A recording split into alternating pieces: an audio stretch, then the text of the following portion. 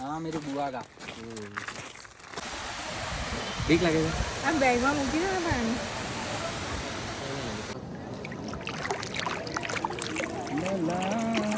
मैं पानी डाल दूं? ઓ વાત છે નહીં મજા આવે. અહીંયા આ જે મોટું ઝાડ છે આ ઝાડનું નામ છે મહુડો. તો માર્ચ મહિનામાં એના ફૂલ આવે. એ ફૂલમાંથી જુદી જુદી વાનગીઓ બનાવવામાં આવે. એ ફૂલમાંથી? હા, એ જ ફૂલમાંથી દારૂ પણ બને. દારૂ એવું નહીં કે આપણે નશા તરીકે ઉપયોગ કરીએ એવું નહીં, દારૂ દવા તરીકે પણ ઉપયોગ કરવામાં આવે. મે થી જૂન મહિનામાં એના ફળ હોય તો આશરે 40 થી 50 કિલો ફળ ભેગા કરાવે તો 15 થી 20 લીટર તેલ બનતું હોય અને એ તેલ ખાવાના ઉપયોગમાં વપરાય છે. બરાબર. બીજું કે આ ઝાડ ઉપર જો એક પરોપજીવી વનસ્પતિ છે. ये देखा है अलग अलग પરોપજીવી એટલે શું એ તમને બધાને ખબર હશે. તો આ વનસ્પતિનું નામ છે ઓર્કિડ. બરાબર. અને આપણા બધાના ઘરે ઘરડા મા બાપ હોય.